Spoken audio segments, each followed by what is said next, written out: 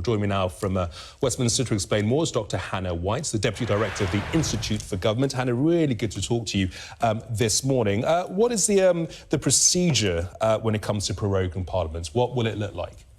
So essentially, it's a very simple thing, and it's actually a thing that, as you've said, happens every year in order to mark the break point between parliamentary sessions. So a sort of parliamentary annual sitting in which a set of legislation is passed. And at the end of the sitting, the Prime Minister asks the Queen to prorogue Parliament. There's a small ceremony in the House of Lords, and at the end of that, both houses have a brief period. It's actually more like a few days or up to a week. It's quite rare for it to be as long as 2 weeks. Before we have another Queen's speech, the government announces the bills and the legislation it wants to bring forward in the next session, the next annual period, and then everything starts up again. Is there anything that parliamentarians can do to stop it from happening? Because in the last few weeks, I think it's fair to say we are getting mixed messages as to what MPs can and can't do. So prorogation is a reserved power of the Queen, so it's up to the Queen to decide whether she wants to prorogue Parliament or not. But the convention is that it's normally she will do it if the Prime Minister asks her to.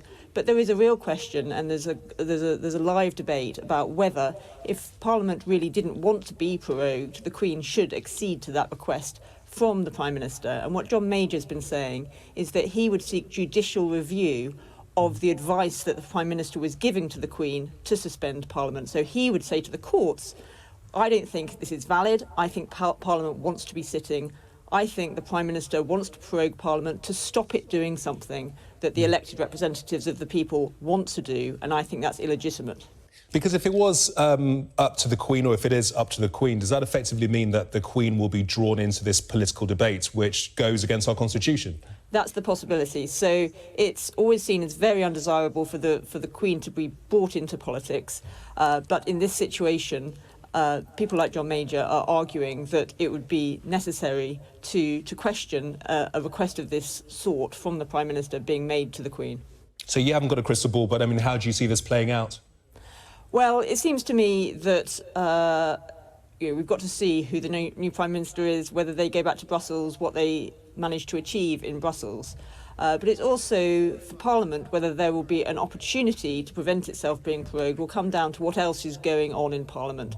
I think it's actually quite unlikely that there will be the opportunity and the will in Parliament to prevent prorogation. At the time this is happening, it could be very late at the end of October.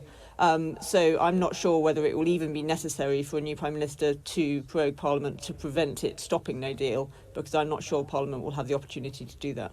OK, Hannah, good to talk. Thanks for clearing that up. Thank you.